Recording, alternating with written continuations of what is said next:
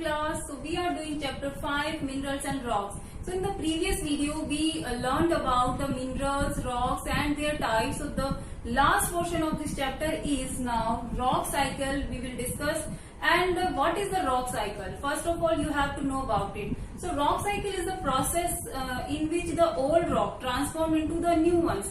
You know students, that rocks never remain in their same position, same condition, and they continuous changing and transform into the new ones.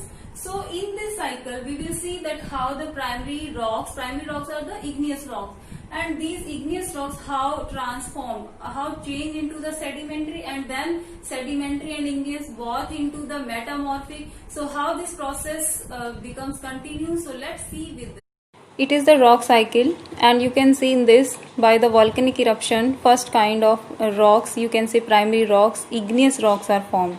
In this pic clearly it is you can see that hot molten magma is coming out and spread over the earth surface, and after some time it becomes cool and solidified, then the rocks are formed.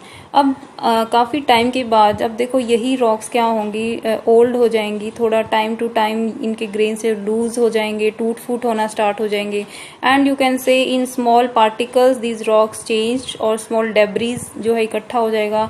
अब वो लुढ़क के transport होके कैसे भी by air, by water, okay, and it कहीं पे भी जाके जो है डिपॉजिट हो जाएगा. You can see here this igneous rocks now change into these small fragment, these small pieces, and this is known as the debris. अब यही debris कहीं जाके transport होके जो है deposited हो जाएगा. After that now you see this layers are, you can see, so underlying layer, then upper, then third, layer by layer it compress, and underlying layer जो है वो क्या हो जाएंगी, कंप्रेस्ड होके, टाइट होके, सॉलिड, बिल्कुल कॉम्पैक्ट हो जाएंगी, और जो है रॉक्स बनती हैं जो ये वाली, ये कहते हैं sedimentary rock.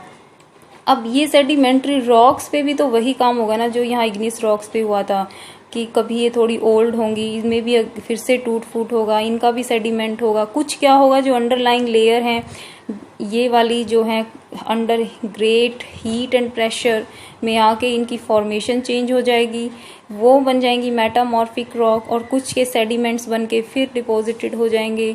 Okay, same process here igneous rocks के साथ होगी. एक प्रोसेस में कि डेब्रीज बन गया, कुछ अंडरलाइंग लेयर है जो अंडर हीट और ग्रेट प्रेशर से वो मेटामॉर्फिक में चेंज हो जाएंगी.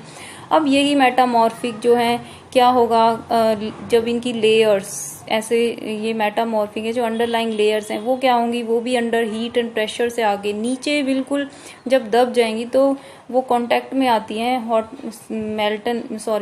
मैग्मा के, और मेल्ट होना स्टार्ट हो जाएंगे एक्चुअली, जो हीट और प्रेशर जो में क्रिएट होगा, और again it convert into the magma, and then after that through the volcanic eruption that magma comes out and then again convert into the igneous rocks. So this is the rock cycle. Hope you understand about this.